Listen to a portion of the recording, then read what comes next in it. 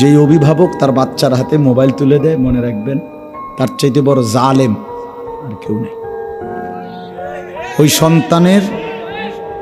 ওই সন্তানকে নষ্টকারী ওই অভিভাবক, সে যেই হোক, বাপ হোক, ভাই হোক, দুলাভাই হোক আর চাচা হোক, ওই জালেম, ওই ছেলেটাকে নষ্ট করে দিছে। একদিন হাসরের ময়দানে সে জবাব দিতে হবে, তার বাচ্চাটাকে সে নষ্ট করলো কেন। রাসূলুল্লাহ সাল্লাল্লাহু আলাইহি সাল্লাম বলছেন, প্রত্যেকটি মানব সন্তান আল্লাহকে মানার পুরা যোগ্যতা নিয়ে, ইসলাম মানার যোগ্যতা নিয়ে পৃথিবীতে ভূমিষ্ঠ হয়। অতঃপর মা বাবা, অভিভাবক, সরাসরি হাদিস, অভিভাবক তাকে ইহুদি বানায় অথবা খ্রিস্টান বানায় অথবা অগ্নিপূজক বানায়, ওরে নাফরমান বানায়। বাপের মুখে বিড়ি দিতে ছেলেটা শিখবে কি?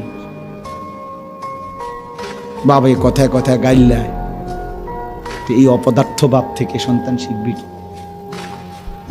বুঝেন নাই কথাটা? এটা নিজে কোনোদিন ফজরের নামাজ পড়ে না, তো তার সন্তান তার থেকে শিখবে কি?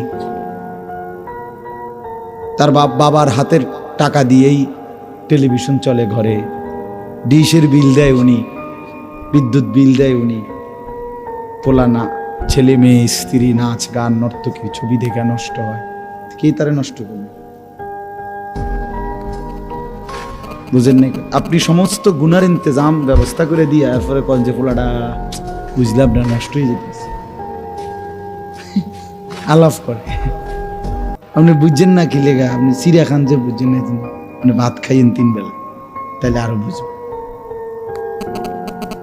বুঝেন নাই? উনি যে সবসময় চিড়িয়া খায় এই জন্য বুঝছে না। আফসোসের ব্যাপার এটা। এতটুকু দিমাগ তো থাকা উচিত, আকল থাকা উচিত। আল্লাহ আমাদেরকে মাফ করে দেন। আমি ছেড়ে দেওয়ার মানুষ না, আমার তবিয়তে এটা নগদ ধরতে অভ্যস্ত।